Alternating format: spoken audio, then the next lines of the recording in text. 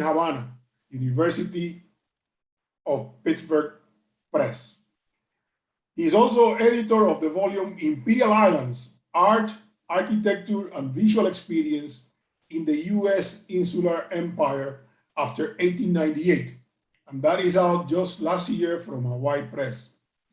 His research has been supported, among others, by the University of Missouri Research Board, the Graham Foundation, and the American Philosophical Society. This semester, this academic year, is the visiting scholar at the Institute of Caribbean Studies. The moderator and commentator for this session will be our colleague, the director of the Sociology Department and one of the founders of Archipelagic Studies. He doesn't like to admit to that, but I found that the hard way. I was reading about archipelagic studies, and I found out that Lani was one of the pioneers in that area. So it should be a great panel. We are honored to have you both. And without any further ado, I'll give you Lani Thompson, and then we will go with Professor Harman. Lani. Hello, thank you. Welcome. It's a great pleasure to have Joseph Hartman here today. We've collaborated on several projects, and I'm going to admit this presentation today is going to be a surprise for me. But the title is intriguing, and I'm sure we'll learn a lot from it and be inspired and stimulated on his work, the chronotopes of the hurricane. And so I'll just leave it open to the presentation, and then we'll have a period of questions and answers. I would request that the questions be submitted in the chat, in the section of chat, that will be written submissions, written questions. I will read them back to Joe. He will respond, and then I'll ask the person who submitted if they want a further clarification or if they want to comment on the answer. And that way we can keep it a little bit ordered, because as you well know, everyone starts talking at once in Zoom. It doesn't work very well. So we sort of have to take turns. So I'm in charge of taking turns. So with the rules of the game established, please everyone turn off their microphones, and we'll give Joe the floor. All right, thank you, Lani. And yes, you may notice that the title is somewhat inspired by a recent work that I read of yours. This is a project that I've been developing for some time. So the format of the presentation, I'm gonna present a little preamble in Spanish, kind of describing my book project in the spirit of cross-cultural exchange. That is really kind of one of the more wonderful parts about living in Puerto Rico, and one of the kind of the challenges and joys of Caribbean research is that it is a multilingual field. So muchas gracias a todos por venir. Es un gran honor estar aquí. Agradezco a mi querido amigo Lani Thompson por su amable presentación, y a Emilio Pantojas García por su invitación, a Jorge Luis Giovanetti por promover mi charla de hoy en Facebook y mi libro recién publicado, y a todos mis colegas del Instituto de Estudios del Caribe que han hecho posible este evento, y a mis amigos en la Escuela de Arquitectura, Jorge Lizardi Polak, entre otros, y también de la comunidad Juan Justi, Jorge Regal, por su apoyo. Hoy presentaré, y Raquel Rosario Rivera también, hoy presentaré una charla que proviene de mi proyecto de libro actual, Eye of the Hurricane, Politics of Art, Architecture, and Climate in the Modern Caribbean. La siguiente presentación está escrita en inglés, lamentablemente por falta de tiempo y pereza de mi parte, y supongo para comunicar mis ideas mejor, que están todavía en un estado de desarrollo, y para comunicar a todos, incluso a mis amigos de Nassau y Kansas City. Pero quería comenzar con una descripción general en español de mis ambiciones e investigaciones más amplias. Les pido mis disculpas de antemano por mi acento, que viene de muchas partes. Como digo yo, parte puertorriqueño, cubano, ecuatoriano, catalán y 100% gringo. Pero no obstante, una voz hermosa, no como piensan todos los académicos de su propia voz. La charla de hoy es la primera fruta de un largo proyecto de investigación que comencé hace 10 años con mi proyecto en Cuba y mi primer libro, Dictator's Dreamscape, sobre las obras públicas de Gerardo Machado que aparecieron después de un huracán tremendo en 1926. Años después, en mi volumen editado Imperial Islands, que fue publicado recientemente en 2021 y que incluye un ensayo de nuestro amigo Lanny Thompson, intenté hacer una historia más amplia que reconsideraría las corrientes interculturales en la historia de arte en el Gran Caribe y el Pacífico. Y el Pacífico, debajo el imperio estadounidense después de 1898. En Eye of the Hurricane, abriré una nueva crítica ecológica de las culturas visuales y materiales del Gran Caribe y el contexto insular de los Estados Unidos durante el mismo periodo, considerando también cómo la arquitectura y la política en toda la región han definido y fueron definidas por el huracán del Atlántico. Me mudé aquí a San Juan para hacer este proyecto y trabajar en los archivos de Puerto Rico y el Caribe más amplio, con el objetivo de visitar archivos y sitios no solo en San Juan y Puerto Rico, sino también en La Habana y Santiago de Cuba, Nassau, Guadalupe, Miami, Nueva Orleans. Es decir, donde han ido los huracanes y la historia de arte. Me mudé aquí también con mi familia. Mi esposa, Jenna, y 3 hijos. ¡Ay, caramba! 2 varones, Harvey y Oscar, de 8 y 5 años, y la nena Alice, que tiene solo 2 añitos.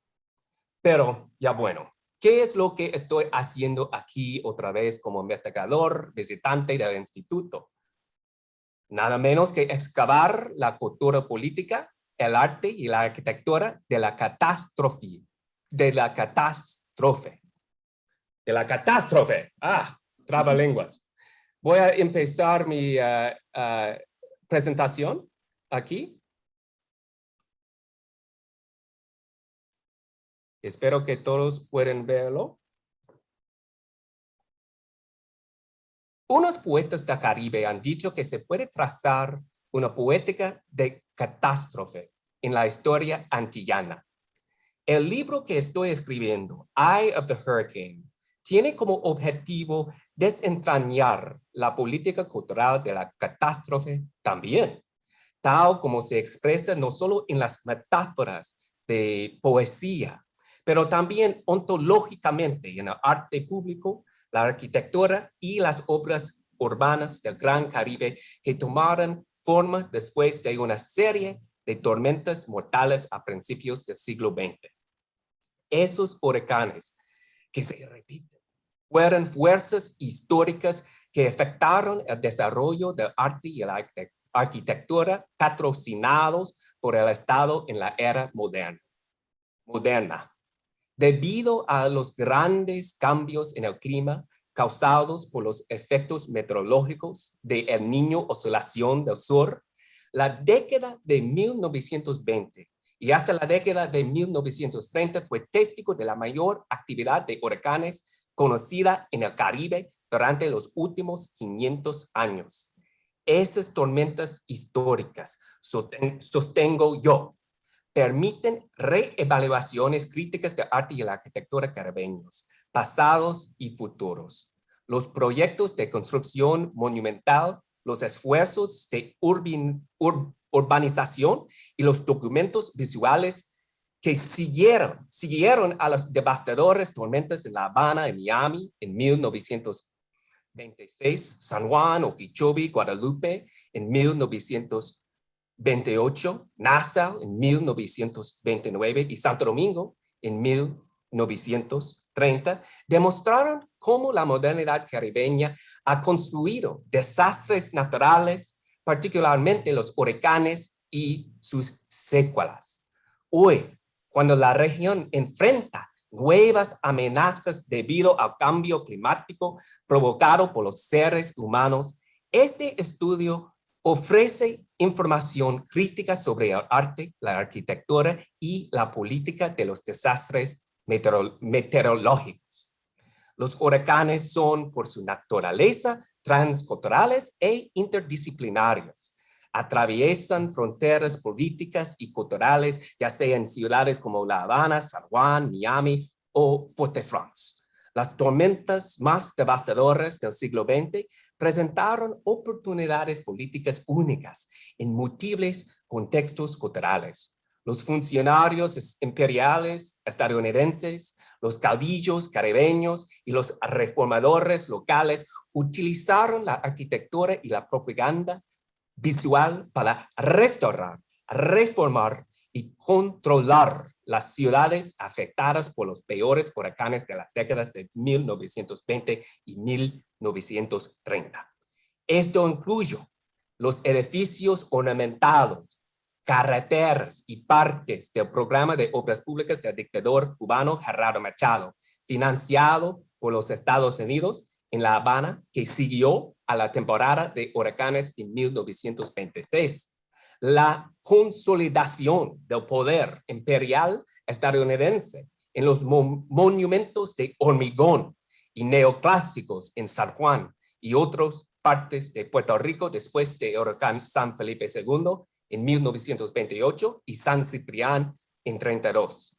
Y la arquitectura y el urbanismo moderno que remodelaron a Santo Domingo como Ciudad Trujillo bajo el infame déspota Rafael Leónidas Trujillo, después de que Sansanón azotara la República Dominicana en 1930.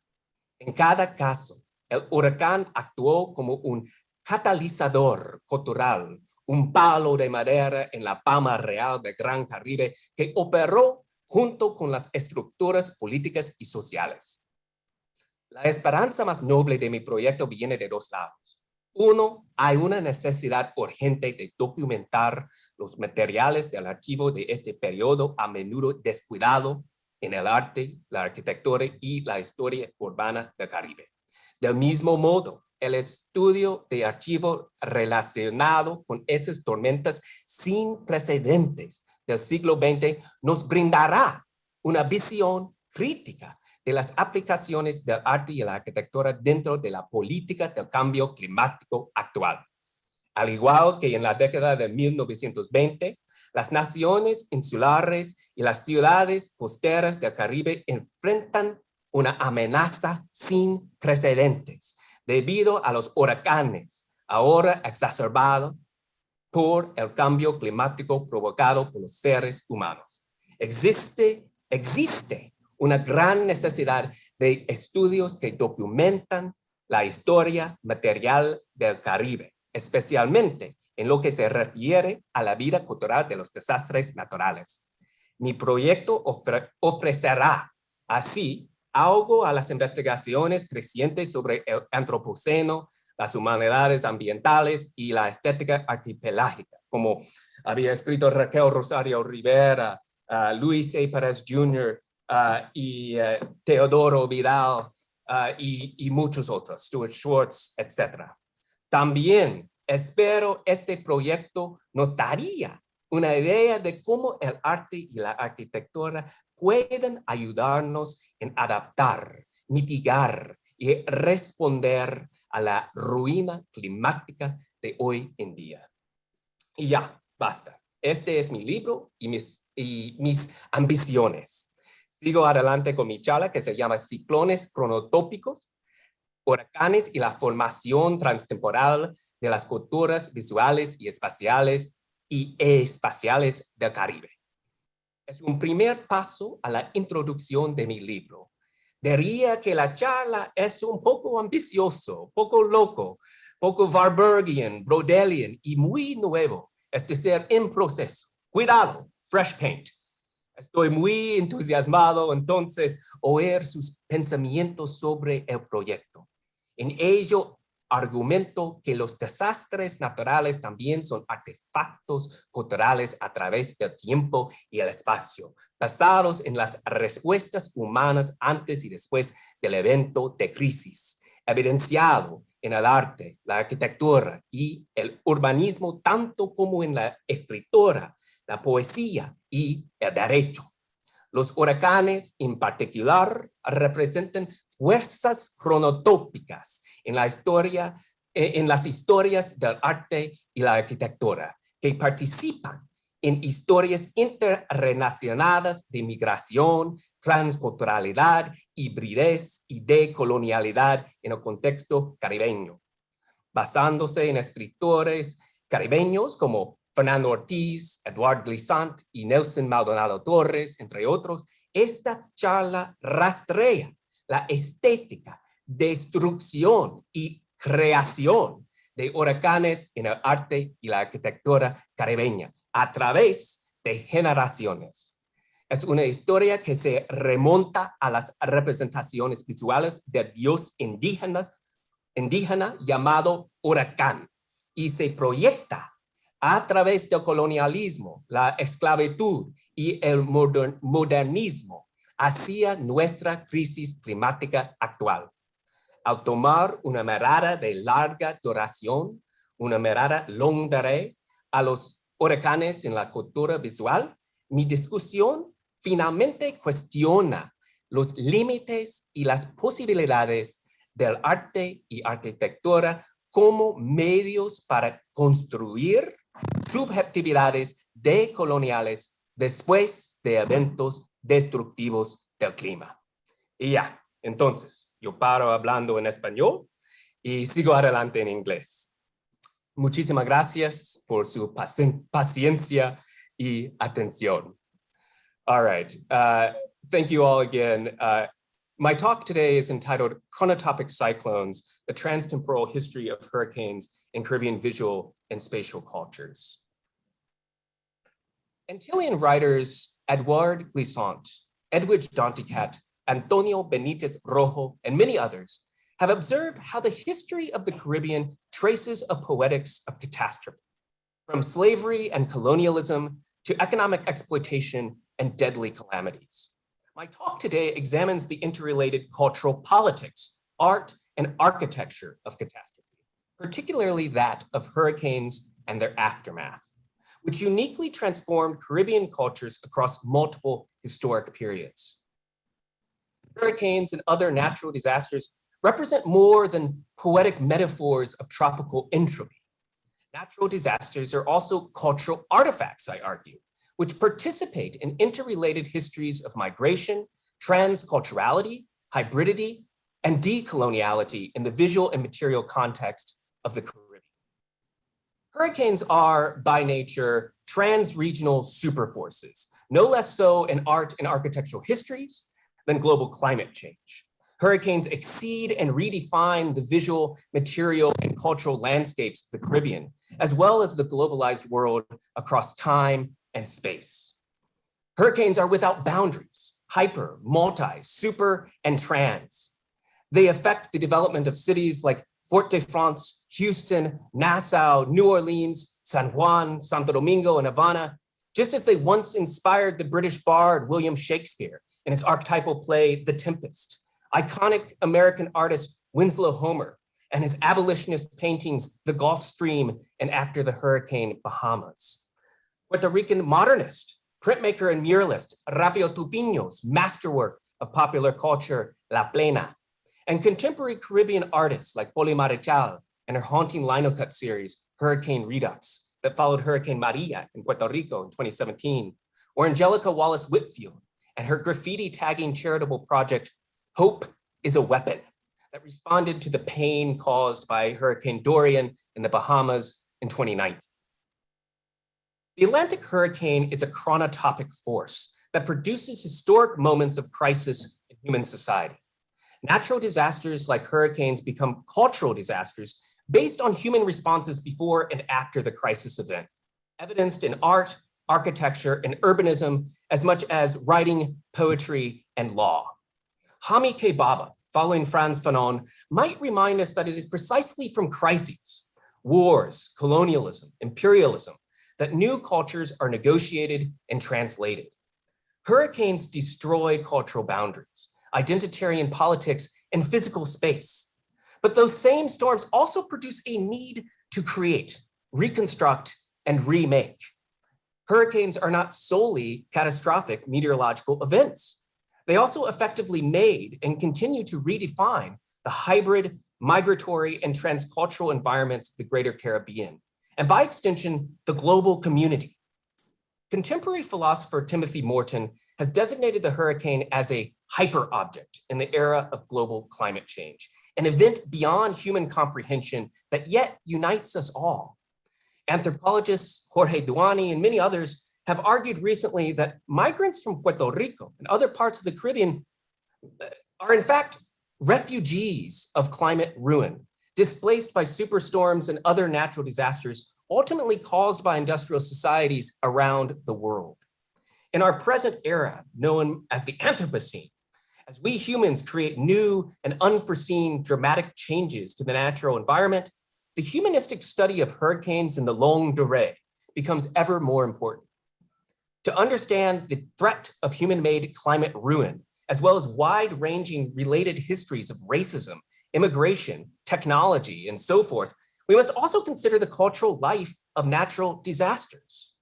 Of these, none is more iconic or defining of the Caribbean cosmos, to borrow from artist Teresita Fernandez, than that of the hurricane. And that is whose work we're seeing here, that of Teresita Fernandez, Caribbean Cosmos. Art historical writings have logically privileged the role of human actors in retelling those palimpsestic moments of destruction and reconstruction that would come to define the complex cultural currents of Caribbean material and visual cultures. Whether early modern conquest, colonialism, and revolutions, or Cold War imperialism and contemporary neoliberalism. Culture-altering disasters, however, are not always human products. Change may also come through the indifference of nature. The Atlantic hurricane was a particularly profound source of change in the Caribbean from ancient times into the present. The swirling rain bands of the Atlantic hurricane reach back to the ancient cultures of the Caribbean and Gulf Coast as they project forward through colonialism, plantation slavery, and modernism, the eye of the storm, into the Anthropocene in our present era of global climate change. Huracan, from whence came the word hurricane, was the name of a deity of destruction and creation across multiple indigenous cultures, including the Taino and Carib of the Antilles and the Maya of Yucatan and Mesoamerica. Ancient indigenous representations of the same god included counterclockwise spirals around an ambiguously gendered head, sometimes depicted inside the body of a woman, likely the nature goddess Guamansex and her child, Huracan. Indigenous artworks of stone and clay demonstrated remarkable visual knowledge of the cyclonic nature of Caribbean storms, many hundreds of years before the development of meteorology in Europe. These ancient artworks, with one known exception, reflect an astute visual understanding of the rotation of winds and water according to the magnetic poles and Earth's rotation, better known today as the Coriolis Effect. Storms swirl counterclockwise in the northern hemisphere and clockwise in the southern. Famed Cuban ethnographer Fernando Ortiz, inventor of the term transculturation, an influential, if not controversial, concept of cultural intermingling that would come to encompass the African, European, Asian, and indigenous origins of Cuban culture, was among the first to discuss these enigmatic figures.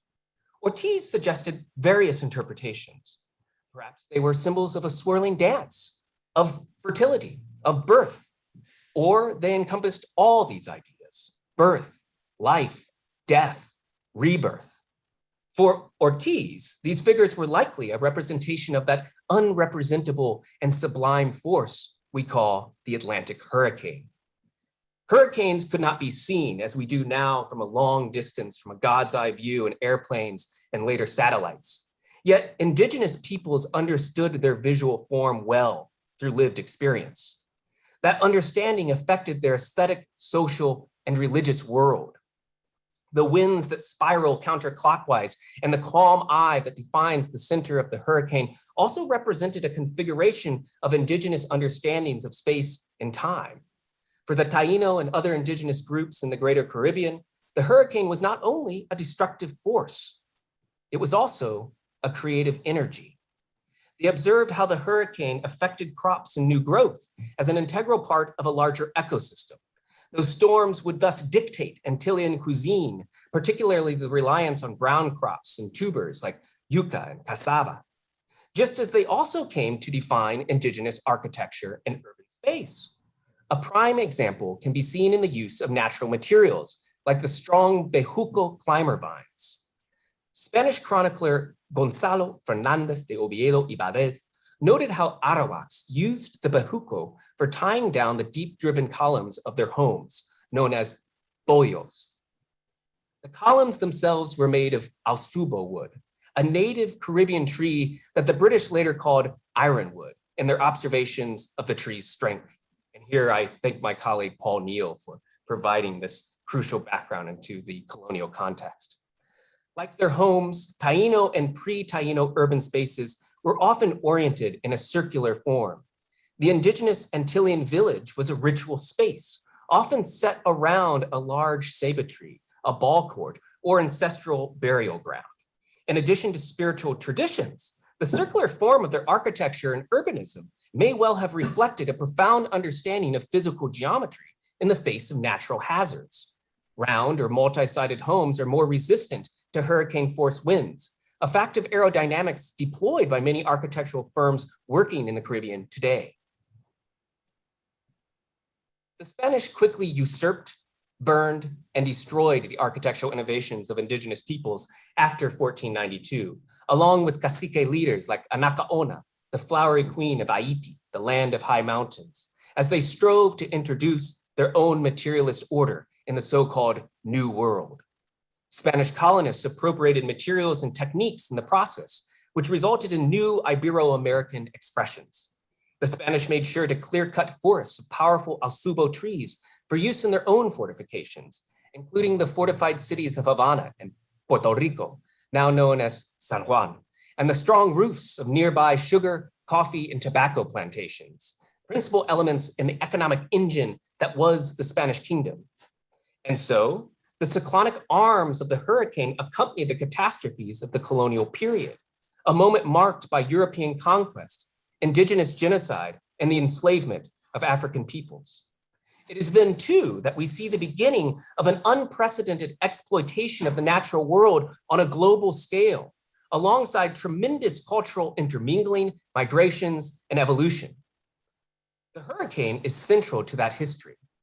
It was providential that Christopher Columbus managed to avoid the annual storms of the region when he landed in Guanahani, later San Salvador of the Bahamas, at the height of hurricane season, October 12, 1492. The hurricanes that Columbus narrowly avoided would soon define the schedule of the Spanish Silver Fleet.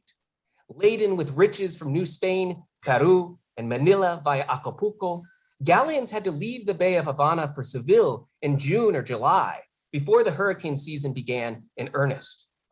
The steady schedule of storms made the fleet an easier target for pirates. But for the Spanish crown, the Atlantic hurricane was a far greater danger than any corsair's blade. You could lose a whole fleet to a storm. This was the case throughout the 16th, 17th, and 18th centuries.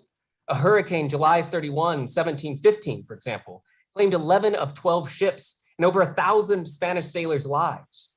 Gold escudos and silver cobs from the drowned fleet still sometimes wash along the shores of Florida. Faded towers and lions on shipwrecked coins offer reminders of the hurricane's economic toll for the leaders of Castile and León. Not just fleets, but entire cities were lost to storms. European settlers, unaware of the science of hurricanes, often built their first settlements in the Caribbean along those coastal regions most susceptible to storms. Veracruz, set along the Gulf of Mexico, was nearly undone in the hurricane of 1552, just 30-some years after Hernán Cortés precipitated the conquest of the Mexica after burning his own fleet in the port of the new settlement in 1519. As storm after storm battered prized colonial port cities and plantations, here we see one such storm in Havana in 1846.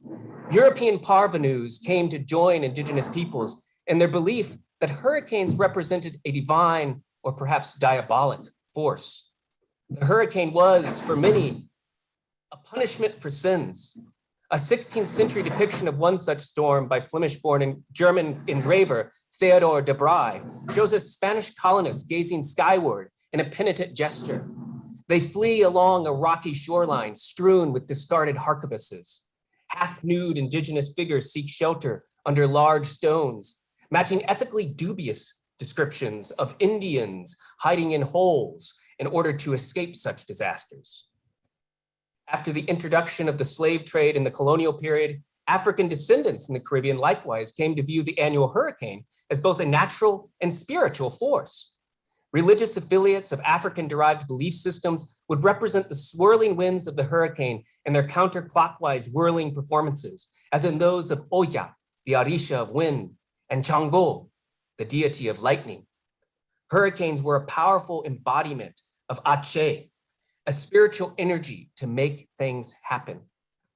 Beyond potent destructive force, the storm also represented a divine possibility for enslaved peoples and colonial subjects alike. British, Spanish, Dutch, and French colonial powers feared the fallout of annual hurricanes. The storms weakened the plantation economy and presented opportunities for revolts and revolutions, like those of the United States and Haiti. The deadly hurricane of 1780, for example, considered the most fatal in human history, with a toll of 22,000 souls, sunk whole fleets of French and British ships deployed to either aid or thwart the American Revolution. The British had to cede Yorktown to revolutionaries after losing 24 warships to the storm of 1780. Those devastating scenes of ships lost to Atlantic storms were a common theme of British art, from the early prints of Valentine Green after William Elliot, seen here, to the infamous slave ship of J.M.W. Turner, originally titled Slavers Throwing Overboard the Dead and Dying, Typhoon Coming On. Turner's iconic painting shows us brilliant crimson and yellow cirrus clouds juxtaposed with the prostheses of enslaved African peoples drowning in ochre waves. The storm here would seem to consume the sinful products and real human costs of colonialism and capitalism at once.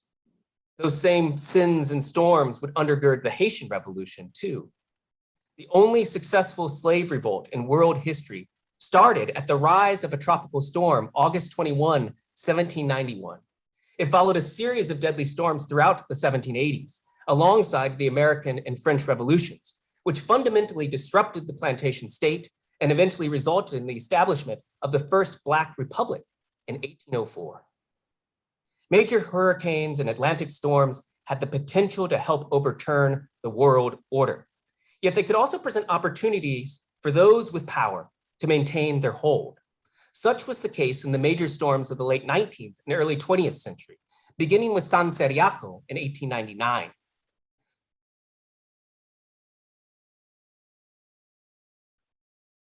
Coming less than a year after the United States took possession of Cuba, Puerto Rico, Guam, and the Philippines from Spain in 1898, the storm of San Ceriaco presented US officials with an opportunity to cement the empire's power, quite literally, through the reconstruction of roads, homes, and public buildings.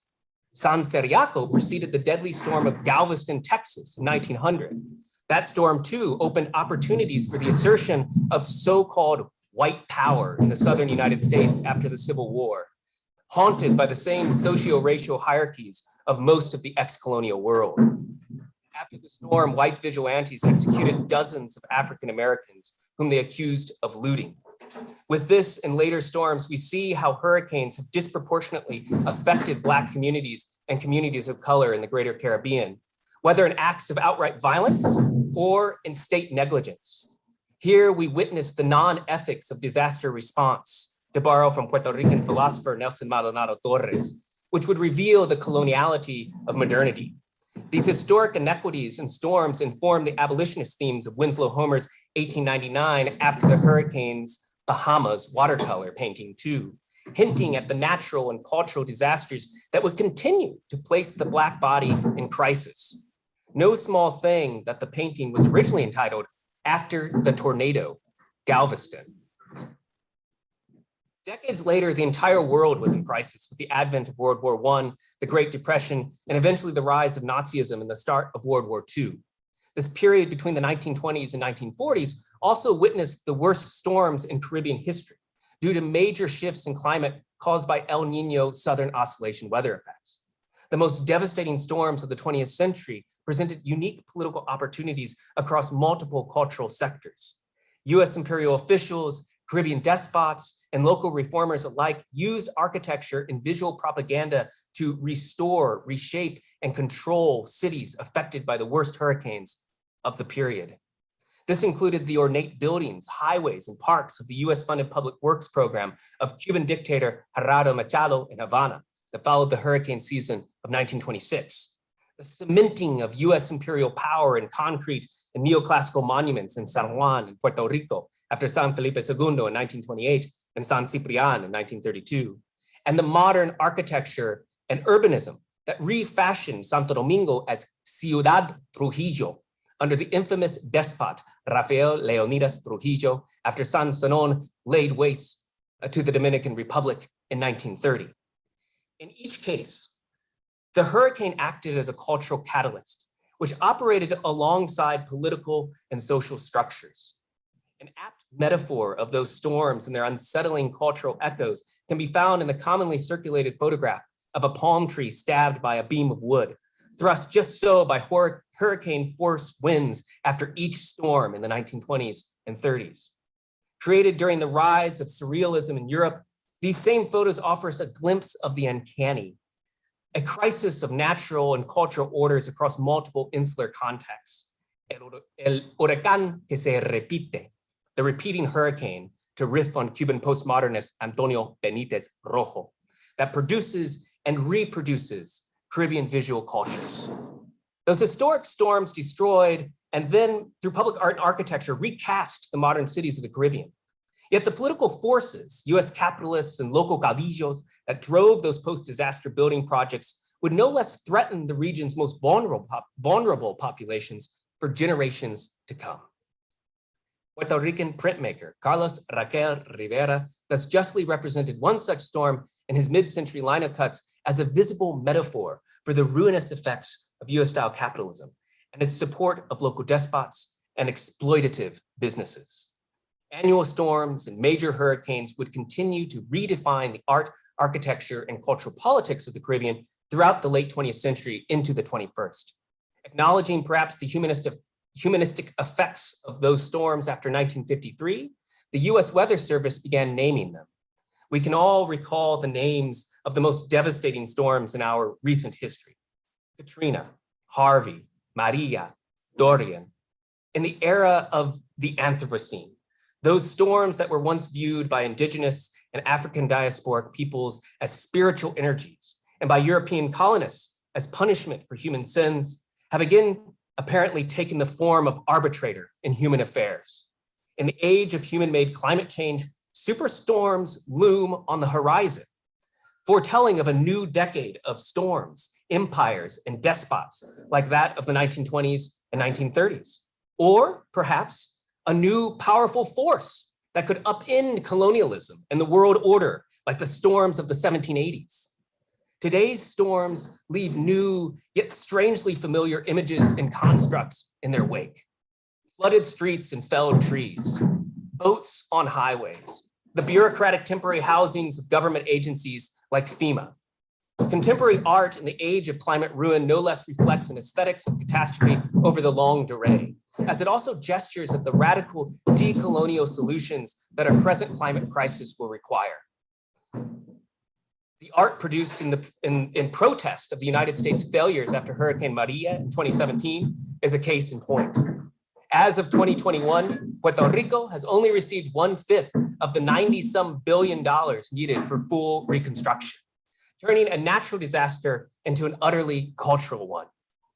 Decoloniality becomes a form of critical thinking made tangible in the ugly rusted sinks of Rafael Vargas Bernard's Tenemos sed, we are thirsty, and the felled power lines of Gabriela Torres Ferrer's Valora tu mentira americana, value your American lie. Tracing the art, architecture, and cultural politics of hurricanes throughout history, I hope to reiterate in closing, is a critical step toward confronting the social, economic, and emotional entanglements of migration and transculturation in the contemporary period.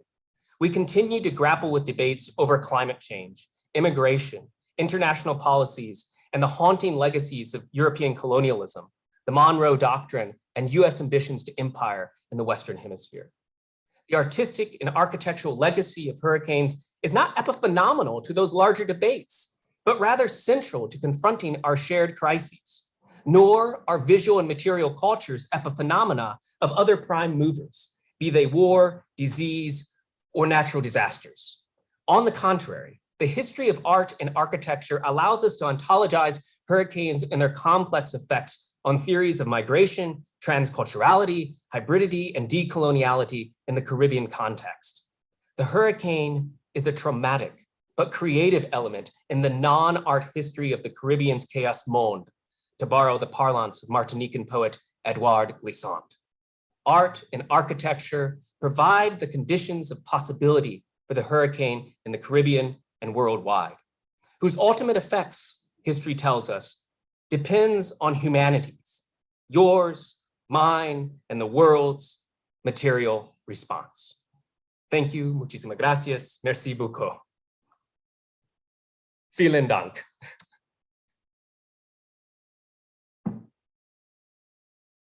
Thank you very much, Joe. I'm looking at my chats and see if I have any questions. I don't have any questions yet. So I'll post one myself. I would wonder. Sorry, I should address in the chat. I see there's complaints about the noise. I am sorry. Speaking of Reconstruction, they are actually working on the plumbing right now at my at El Monte. I'm at El Monte Sur, so I apologize. I hope it wasn't too distracting and maybe added some dramatic ambiance. Okay, well, thanks for the clarification. So anyway, I was gonna pose a question because you've given us a big overview, several centuries, and I would say from a view from above, I would say. So I was going to ask you if you could comment a little bit on a view from below, or maybe sort of a medium view with respect to just housing, just common middle class, lower class housing in the places that you have studied. How the events of the 20s and the 30s affect our built-in environments, and specifically the places in which we live. Right. So No, if you could make some comments on that, and I just also wanted to mention as a part of that comment, just a really good quotation. And I'm sorry, I don't remember the woman's name, but after the earthquakes in the southern part of Puerto Rico, a lady lost her house. The columns under it collapsed, and her family and her neighbors and so forth, they were literally camping out front of their houses. And the newspaper goes to interview her, and she says, quite incredibly, she says, "Ahora yo voy a reconstruir, pero yo voy a hacer una casa de cemento para los huracanes y una casa de madera para los terremotos," which I thought was incredible quotation. And I would, you don't have to comment the quotation because that's my contribution. But if you could comment the changes in the built environment, especially housing since the 20s and 30s.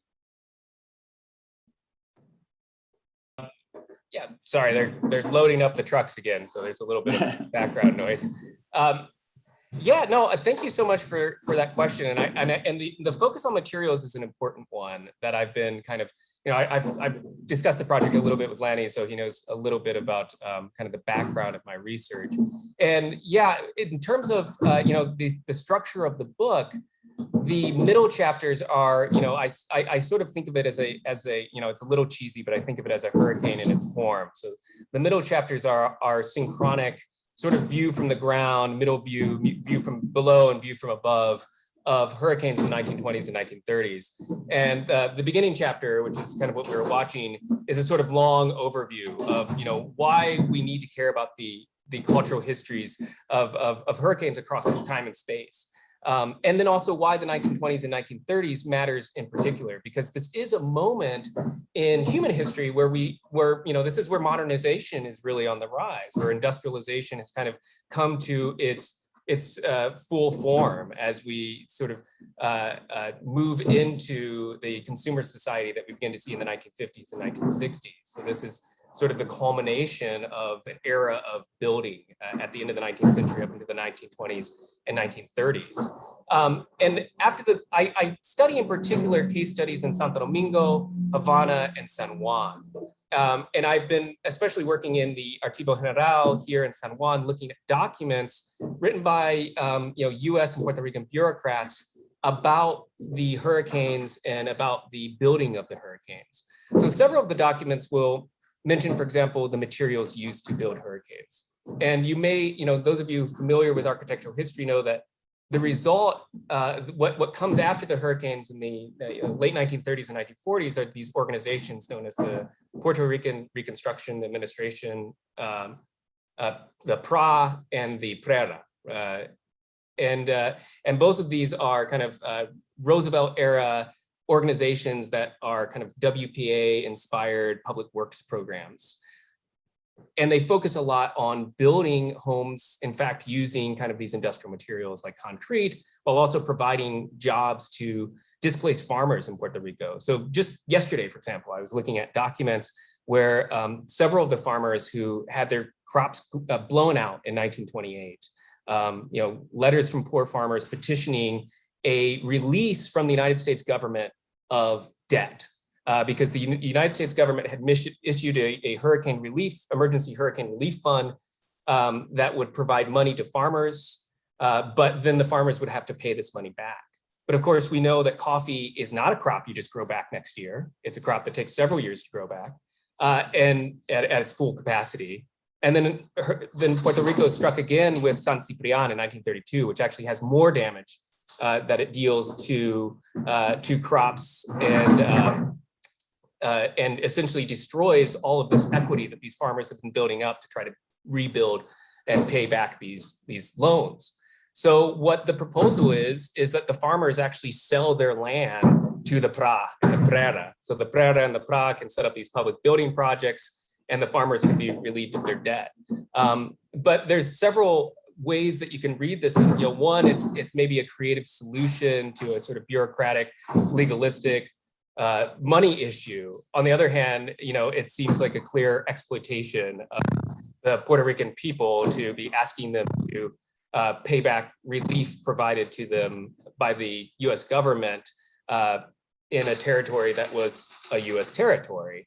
And you see this as well right after the storm in terms of who matters and what matters for the United States government. The Department of the Interior writes in their report, I believe it's the 1929 fiscal report, about how there's no need to worry, that the damages were minimal to the projects that the government was working on. And those projects were, and you couldn't, it's like ripped straight from Foucault.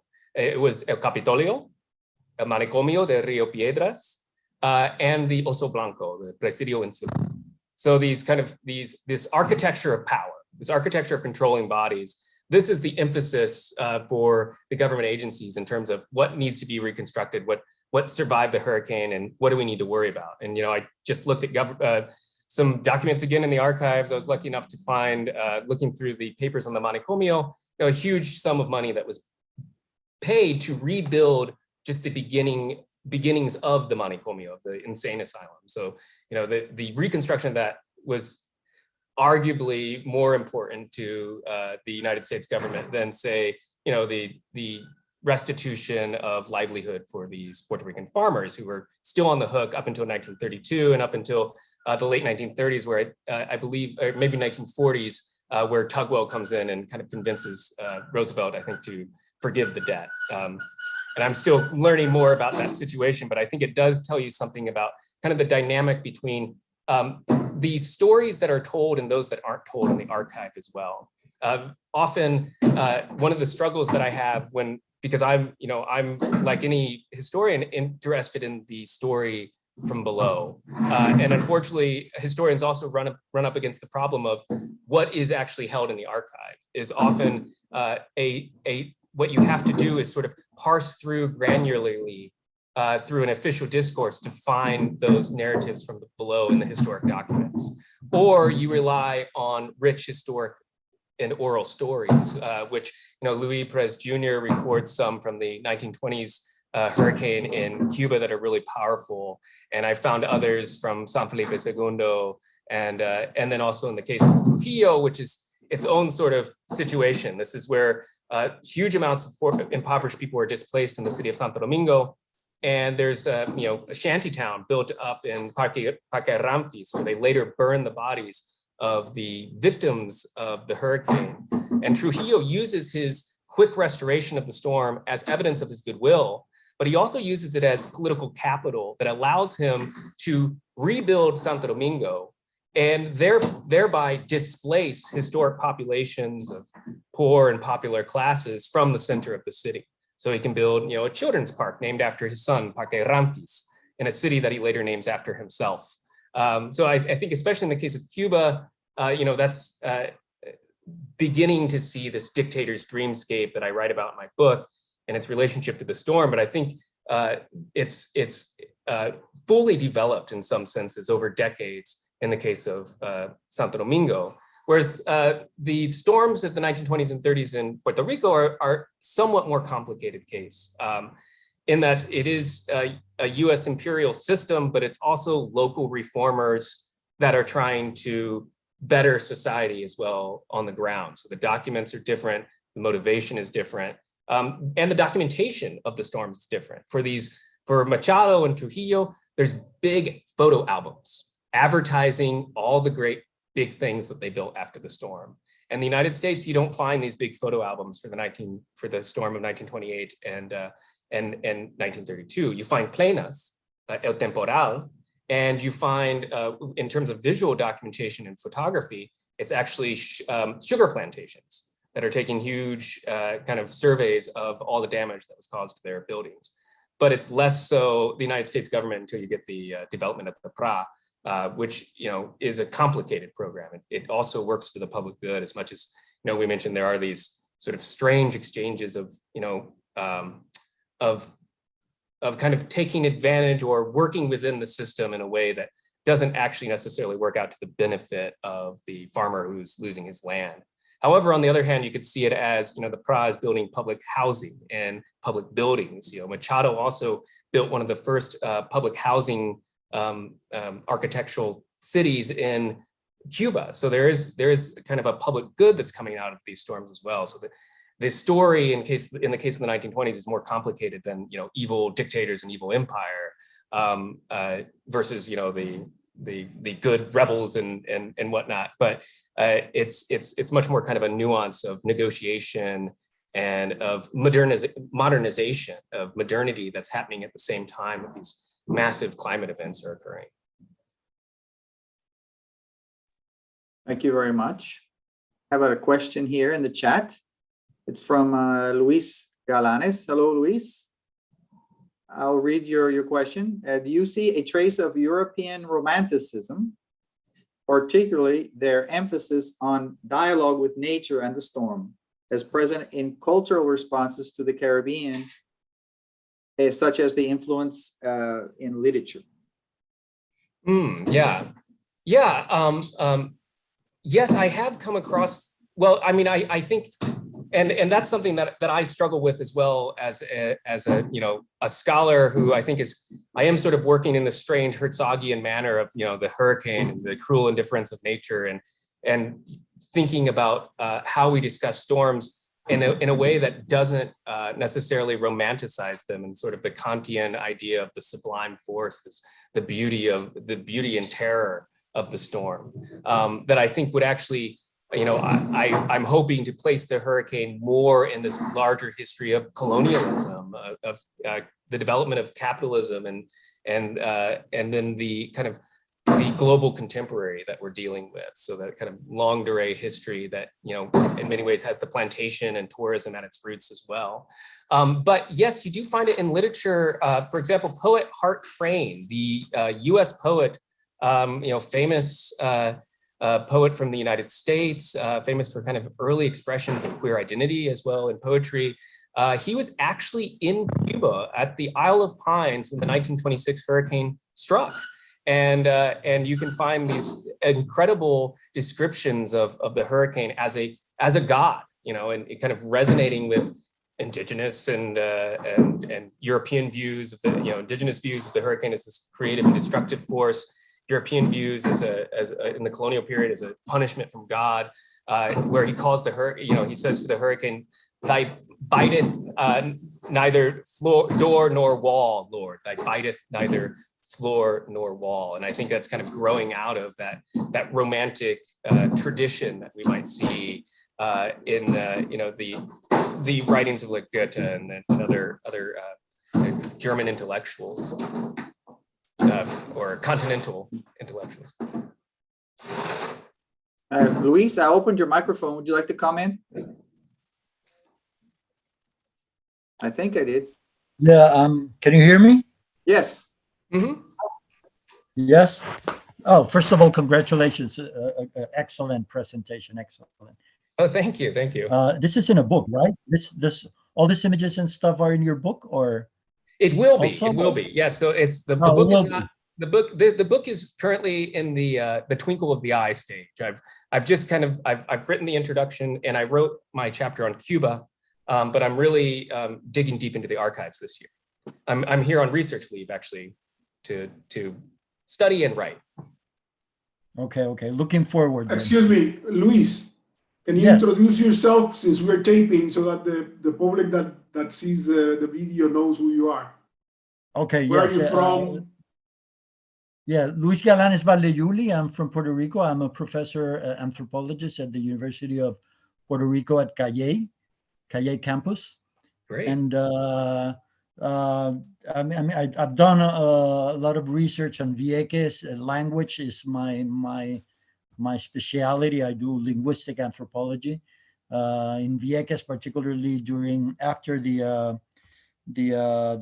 departure of the Navy.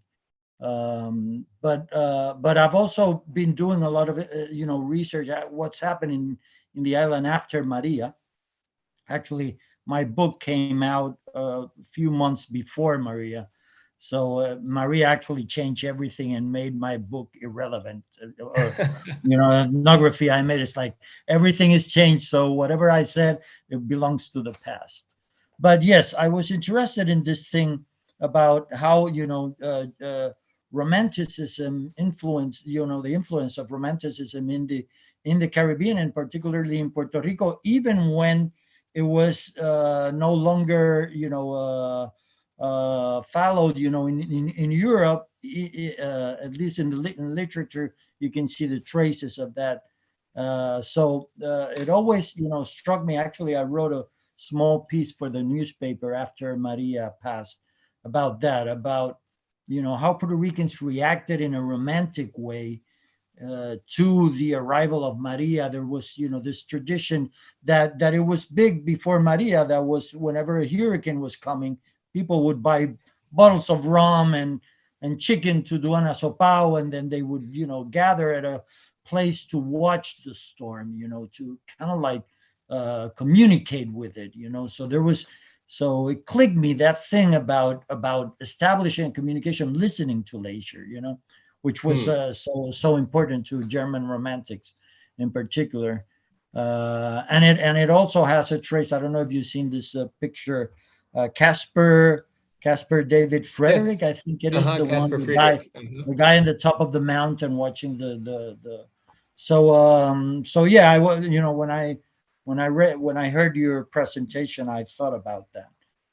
Excellent No, presentation, by the way. I liked it a lot. oh, thank you, thank you. No, that actually reminds me of, I can speak a little bit anecdotally about Maria through friends. I wasn't here, but the idea of the community that's built up around and around the hurricane as an event, which is one that repeats, which is one that you learn to culturally adapt to, and perhaps, as you said, comes out of a romantic tradition in some ways. When you mentioned that, I do remember in the 1920s, and not just Cuba, but I have one quote from Cuba, but really in multiple contexts, I've seen the hurricanes described as Dante-esque, something coming out of Dante's Inferno. So, I'm just going to read this passage because I think it's a kind of beautiful example of what you're talking about. This is from the photo album book that Machado's government published. It's that Dante-esque, and this is describing the Cyclone de 26. That Dante-esque vision was yet seared into the retinas of Havana's citizens, of their city turned into a tragic dancer by the demented winds of Aquilon. The fury of the elements forced her to endure cruel hours of horrendous nightmare. An unbelievable sarabanda, the implacable scourge, gave the chaotic and disconcerting impression of a futurist painting. The entire city was in fact dislocated, powerless to free herself from the onslaught of the monster. She surrendered to him, and in the beat of the rain and wind, a demonic orchestra in a witch's coven, she twirled in wild dance, an infernal Charleston, for 12 hours, haunted by angst and uncertainty. And I just love that passage because it's every metaphor of art, music, dance, and poetry that this writer, hired by the Cuban government, can come up with to describe the events of the hurricane. But it's certainly, in many ways, compared to the kind of firsthand accounts of, grandfathers who were lost in the storm when they went out to go searching for medicine. This is a far more sort of romantic kind of Caspar Friedrich description of the sublime that I think what I've been surprised to find actually in multiple passages. Also, the storms of Puerto Rico and Santo Domingo described as Dante-esque. There's a writer in Santo Domingo who constantly uses the term hecatomb to describe the experience of San Zenón. Excellent quote. Excellent quote. Okay. Thank you, Joe, and thank you, Luis. I have two questions here in the chat. I think I'm going to present them together and open the microphones for both Gene Stubbs. Hello, Gene, and Margaret Shrimpton. I'm going to read the questions, then I'll open up. Then you can do your answer, and I'll in the process I'll open up the microphones. Gene Stubbs is asking develop a little bit more if you're going to develop the bottom-up approach, and she was asking if you might consider doing oral histories, and she making reference there. You can see in the chat that she was doing some filming in 2019 in Cuba, and so she interviewed people there, including children. So she was thinking you might want to consider that, and then Margaret Shrimpton has a couple of questions about her work in Yucatan, and she asked two things specifically. How does this contribute to tracing a cartography of the Caribbean as a hurricane zone, and neither an island or mainland, but rather just an open hurricane zone? And how do these hurricane narratives speak to the cultural memory? I'm trying to make a link here with Gene Stubbs. Speak to the cultural memory of the region. So as I understand from your conference, you are thinking of the hurricane as a chronotope, marking the urban space through time and impacts. So perhaps you could, she asked, perhaps you could expand on some of the chronotopic models. And I think that she thinks that you also mentioned in the Dictator's Dreamscape. So I'll leave those two questions open, or two or three questions from Gene Stubbs and Margaret Shrimpton, and in the process, I'll open the microphones for both of those colleagues of ours. Okay,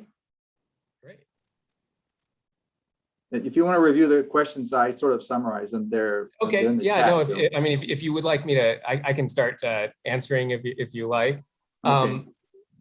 Yeah, with the question of the oral histories, I mentioned there are some historians who are able to track down oral history. The problem, of course, with the storms that I'm specifically focusing on is there aren't many survivors of those storms because they were in the 1920s and 1930s. However, I have thought, and I think you're right, and maybe I'm rethinking it and encouraged to consider looking at oral histories, particularly talking to artists, artivists, and other kind of cultural people in the cultural arena about the impact, for example, of Dorian. I've worked recently with a meteorologist, Wayne Neely, who's written several books on Nassau and the effects of hurricanes historically. He writes about the 1920 storm, but he's also given me insight into Dorian recently. There's the artist Angelica Wallace-Whitfield, and it would be a great idea, I think, for my final chapter, which, as I mentioned, the cheesy form is the middle chapters are my Eye of the Hurricane, and then I have rain bands that go back in time for my introduction, and then I want to go forward in time. And I want to look at particularly the relationship between hurricanes and the impact of global climate change on Black and Brown communities and disenfranchised communities, which you can really trace back historically in these paintings that we're seeing from J.M.W. Turner, Winslow Homer. You can see it in the art, but then you also have artists dealing with a very explicit decolonial message that I think would be very interesting to kind of tie into that historical context. And in that case, oral interviews could be a really useful way to perhaps achieve that goal of bridging, maybe even comparing these 1920s accounts that other historians have found and that I'm finding in the archives to contemporary cases that I'm, gathering myself, or that I might depend on, those that are trained better in art historians are traditionally trained in oral interviews, like a sociology or anthropology, where I can find a good source on that kind of discussion. That's a great idea. And I'm going to need help remembering the other question was about expanding on the question of Chronotopic. I'll read it. I'll read it back again. It was from Margaret Shrimpton. Her microphone is open. She's working on currently on hurricanes in Yucatan, and she's working on how this changes how we look at cartography, particularly the sort of Yes. false dichotomy between island and mainland, if I'm understanding correctly here. And then she's also working how the hurricane narratives speak to the cultural memory. So then her question specifically is, could you expand Would on you some like of the me to- would you- chronotopic map models? Sorry, Professor Shrimpton, do you want to Yeah, I didn't realize it was. I didn't realize it wasn't very clear. I was thinking of how Bakhtin uses the. I work from literature, so I'm thinking of a Bakhtinian chronotop. I don't know if you're thinking of a Bakhtinian chronotop. Yes. Yeah. So I wondered. Bakhtin establishes several models for the chronotop, which he works through 19th century literature.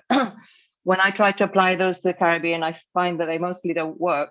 And I think the hurricane is a very useful approach to redefining chronotops for the Caribbean. We can look at Camo Brathwaite's proposals in that line, for example. So I was wondering, as far as I understood from your conference, the dictator's dreamscape would be one specific chronotope as a way of how the hurricane marks urban space in a particular time. And I wondered if you could expand on some of the other chronotopic models that you're discovering in your research, if that makes sense. Or perhaps the dictator's dreamscape isn't a chronotope. I think it's a wonderful one if it is. I think it really is fascinating to look at it that way, but maybe I'm misunderstanding you. No, that's beautiful and wonderful. Again, because the paint is fresh on this project, there are some things that I haven't thought through in those terms. And yes, I am using chronotope from Bakhtin. One of the things that I was always that appealed to me about Bakhtin in terms of writing about art is his use of dialogism and dialogics, because very often the meaning of art is a negotiated meaning, and it can depend on context. And I think the meanings of this art and architecture can also depend on the chronotope and then the dialogues that are happening within the chronotope. And I was pausing to write down your note, chronotope as a dictator's dreamscape, because I think that's something I'm going to use. I wrote a book about Machado, as you may know, which is entitled The Dictator's Dreamscape. And that's what sort of got me into this project. I realized as I looked around the globe, and I believe there are similar cases of typhoons in the Philippines, though I've selected the Caribbean as a kind of focus. That we find that this moment in the 1920s and 1930s, because of these climate events, and then also because of this kind of shared moment of modernization, and then the Caribbean's history of plantation slavery, of colonialism, there's these odd cultural parallels that are going on around the same time of major cities that are being reconstructed across cultures too, not just the Spanish Caribbean, but Miami experiences in 1926 the big blow, where the whole city is destroyed, and then the deflated real estate market and prohibition basically seals the deal for Miami for several years to come, for perhaps a decade before the Art Deco movement kind of redefines South Beach, and as prohibition ends, South Beach becomes this capital again. In the meantime, Cuba gains Havana, sort of is the beneficiary of all that cash coming in. So the Dictator's Dreamscape, I think, is also one about U.S. imperialism and capitalism too. So I don't know if in the case of Cuba and the Dominican Republic, it is a tidier to call it a dictator's dreamscape, but then there's other players in dialogue, right? There's dispossessed farmers, largely agrarian society like Puerto Rico at the time in the 1920s. And then there's, U.S. imperialists, but also U.S. big business that are different actors at play. But then different, in terms of thinking about chronotopes and, we have our dictator's dreamscape, but then, here I'm just sort of riffing because, again, you've kind of inspired me to think of these different periods in that very explicit term. But yeah, certainly we have, the Taino traditions, which, again, thinking about sources and how we write about histories. That's a very difficult history to get at as well, because a lot of what you're seeing written about Taino culture is from a colonialist point of view. And then you have archaeological data. So you have to parse through that reconstruction and then you have anthropologists and art historians and other people who are analyzing this information, and you parse through that as sort of idea of what a Taino worldview might be. But I do think that maybe Huracan could be our first chronotope, right? Or sort of our kind of earliest moment. And then I think in the study of the humanities, when you write about transculturation in the Caribbean as a place where multiple cultures come together to create a new culture, you can't avoid the violence and the destruction of the colonial period, which then follows with the plantation and plantation slavery and the industrial era, which kind of gets us into the dictator's dreamscape. And I confess, as somebody so focused on the kind of historic moment, I still need to think more about the Cold War era, and I have some, because of being a teacher, I have a better idea of the contemporary moment, which is the kind of the Anthropocene, right? But then the question is, what is the Anthropocene and how far does it reach back? And that's that's where I have pre-Columbianists that I work with who would say, well, actually, if you look at Inca stonemasonry, could we call that the Anthropocene? Could we say that's human and cultural interactions, humans having an effect on culture? But certainly, in terms of climate change and when we're starting to see waste being released into the air that causes that's causing, apparently, according to the scientific literature, the disaster of our planet. It might be the Anthropocene reaches back actually to the late 19th century, where industrial society starts to begin, and we start to release these fossil fuels into the air. So I don't know if that answers the question, because I think, one of the things, and I think this is within Bakhtin too, is his chronotopes aren't necessarily tidy either, right? There's a dialogue between the different time periods as well, which kind of makes it a beautiful model, which is why I appeal to Edouard Glissant at the end too, and his idea of the chaos mode. But the hurricane might be sort of a compressing event that in some ways brings these chronotopes on top of one another. If we think about the Caribbean and Caribbean cities in terms of the palimpsest, right, the kind of famous metaphor, maybe a little overused of text being written on top of one another. What's often forgotten about in the palimpsest metaphor, and this is where I would go back to the colonial encounter as being kind of this defining moment for human history and for the Caribbean in particular, is that violence is also part of the palimpsest, right? You don't get the new text without the attempted abolition of the old text.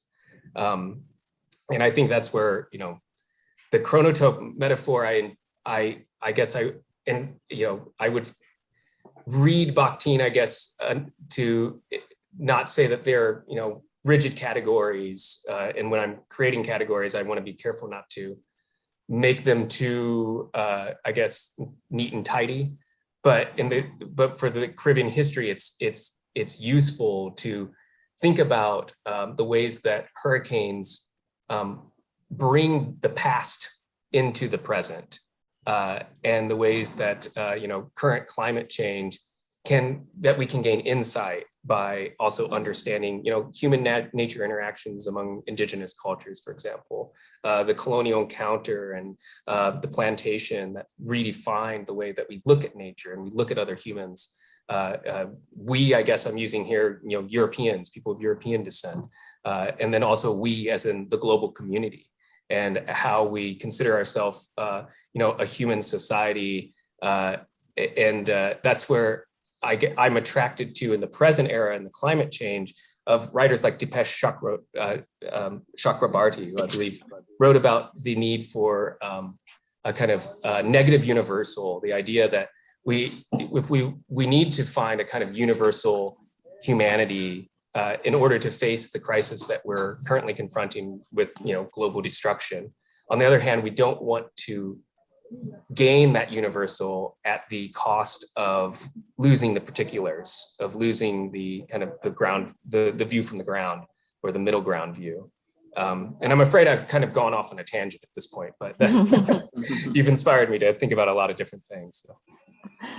Okay. No, thank you very much. I think part of the interest of the chronotope is that it is untidy, and I was also thinking about chaos when I was asking the questions too. So while I was listening to you answering, so I think we're on the same page. But I mean, it wasn't really a question to be answered. It was a question, to be solved. It was a question to do what you're doing with it. Right. Something to chew on. I really appreciate exactly. it. Sounds like a huge book, though. I mean. Yes. Well, yeah, and that's where the book itself is going to be more tightly focused on the 1920s and 1930s. So this is my kind of opening salvo to help interest people of all disciplines and backgrounds. Congratulations. Okay. Thank you very much, Professor. I have a new question from my colleague here at the University of Puerto Rico, Jorge Giovanetti, and I'll read it and then I'll open your microphone, Jorge. It says, as someone who has done research with the papers of anthropologists, and indirect way to deal with the indirect way to deal with the histories from below would be to use the field notes of the anthropologists that did field work in the Caribbean territories and may have, I'm sorry, I'm trying to scroll around, and may have collected narratives of people on the ground. From Jamaica, there are the Erner Brodber oral histories, and for Puerto Rico, although, sorry, I'm still trying to scroll, although for the 1940s, the field notes of some of the people of Puerto Rico, the famous book, the anthropologists who did that. So if you would just consider that as a possible research source. Yeah, thank you. And I guess something that I saw that comment and it recalled for me in the midst of my answering a source that I'm hoping to go back to as well, that I've used in the past to especially get at oral histories of the African diaspora is that of Lydia Cabrera, famous anthropologist in Cuba, I believe the niece of Fernando Ortiz. But she writes about human receptions of nature, of the ceiba tree. And it's a large tome, and I unfortunately left it in my office in Kansas City, but maybe I can find it at the University of Puerto Rico, because I wonder, and I've been wondering recently, especially when I'm thinking about that section in the introduction of African diasporic views of hurricanes. And there's a great piece by Rob Nixon on the Tempest and Aimé Césaire, for example. But I would love to see, maybe did Lydia Cabrera, are there writings about encounters with storms? And I'm sure there are. So I think that's a great idea. Thank you. And I'm going to write down I've just copied and pasted these other names into my notes, because I think that's wonderful. I'll definitely look at those sources. Yeah, it was not. Thank you very much for a great presentation. Thanks, Lani. It was not properly a question, but just a suggestion as to way to access the voices from below that Lani and Jean were suggesting. I mean, of course, it's mediated by the anthropologists that write the field notes, Right. but at least it's something that is out there. Some of them probably fall outside of your time frame for the 40s, but who knows? I've looked at some of them, and of course, I'm not looking for hurricanes, but probably they were there, and I was looking for other things. But yeah, there are many, and we can look for the Cabrera book in either our archive or the Caribbean Library. That'd be great. Yeah. Thank you. No, thank you. Can I just add, Lani? Yes, please. Yeah, when I said oral history, I also was thinking about oral tradition.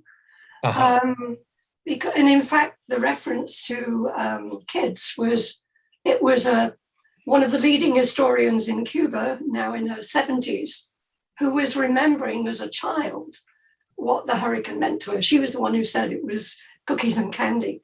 And so she had pleasurable memories. But they also have memories of what their grandparents, so if you're looking at the 20s and 30s, talking to older people today, they have that memory in their own lifetime, even if they didn't live it. You see what I mean? So Right. it does open a lot more. I mean, doesn't mean it needs to be an avenue that you have to go, firmly along. Right. It's about sort of just asking people, I suppose, as you go along, well, what are your memories and what are this, and that kind of thing. What was the name of that historian, the Cuban historian? Sorry? What was the name of the Cuban historian? Who happened to say that? Maria Carmen Barcia. Okay. But it was in a totally different context. We were showing a rough cut of the documentary, which had nothing to do. I mean, its approach was commodity history and environmental history, and took its cue from Hurricane Irma. And it was in the discussion afterwards that came up, and then other people fed other things in as well. Oh, that's great. Yeah, no, that's a wonderful quote. I just wanted to comment, Joe.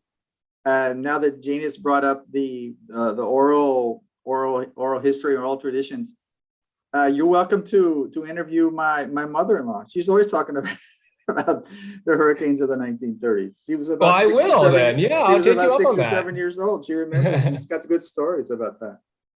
I will. No, that sounds great.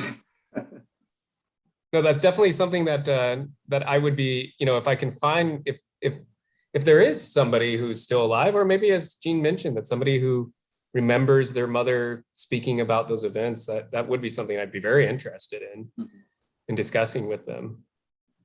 And that kind of thing can be really powerful, even if it's, as an art historian, I'm also often looking at the visual documents, but I do draw from like Lydia Cabrera and oral accounts, simply because, the archive won't always have all the voices that you need, rarely will. And I was able, for the Dictator's Dreamscape book that I wrote, I was invited by,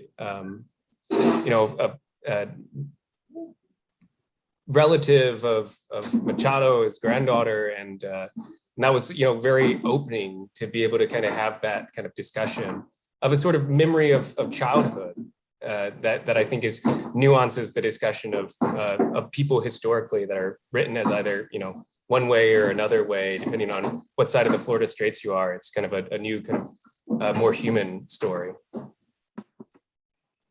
Well, thank you very much. Any more questions? I don't see any here. Any final comments, Joe, or from the public? You can raise your hand or submit a question if you haven't already.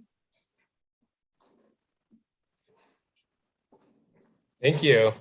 Yeah, thank you all for, you know, for attending. It was a big pleasure for me to be able to share my research. Apologies again for the scraping. I can see large rocks outside my window, so that explains it. Well, on behalf of the Institute of Caribbean Studies, I want to thank you, Professor Hartman. It was a very thoughtful and challenging, enticing presentation. And we look forward to working with him on future projects and having him again at the Institute when he decides to write up the research. He is welcome to come back as a visiting researcher. Thank you very much. Thank you, Lani. And thank you to all of our guests and our friends, Margaret and Jean. Hi, haven't seen you in a while, and I hope you're all well. Thank you very much. Take care. Cheers. Thank you. Bye-bye. Thank you.